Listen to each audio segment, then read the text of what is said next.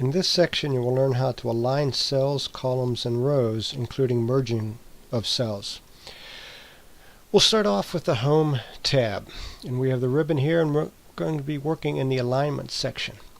Now the first thing I want to show you is this text box down here. It looks a little weird, but I have it set up that way because I want to show you there are 9 different positions you could have this word text in here.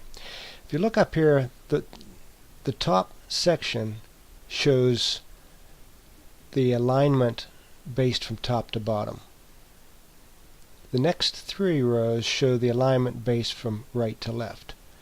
So it's sitting on the right now. If I hit center, the text moves to the middle, it moves to the left.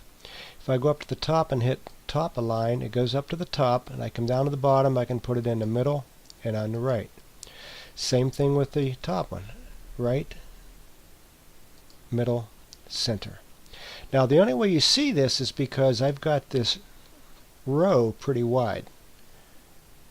The other ones it wouldn't show up, so it's not to be used for every situation.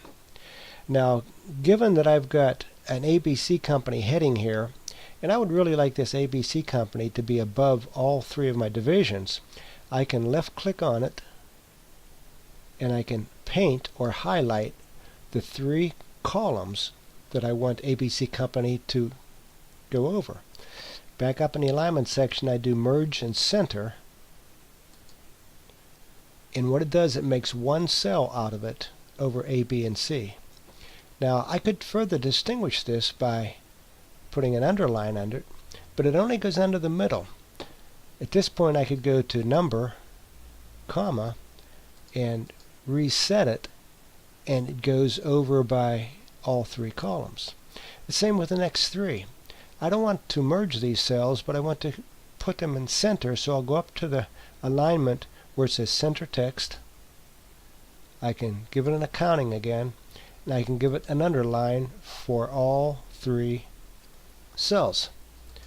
Now as you can see, the spreadsheet word is too long for the column. One way I can do that is to manually grab this and move it over until it fits, or I can go over and double click on it the same way. Trouble is, it's going to go to the longest one in the cell, and that isn't what I want.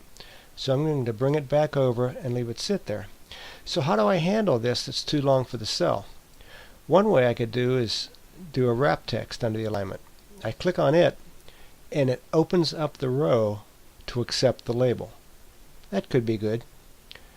One of the other things that you can do is go up here and click on the down arrow under alignment,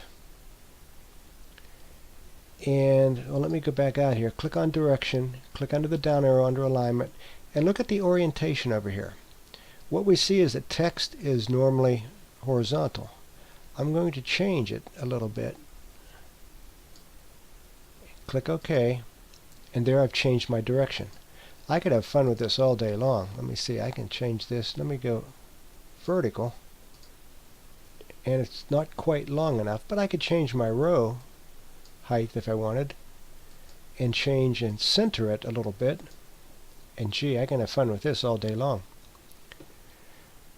The other thing you can look at is under alignment, you can look at the wrap text there, you can look at the shrink to fit, you can look at merge cells. We haven't done anything on shrink to fit yet, so let's click on it. It's not going to do anything because we've already expanded the cell.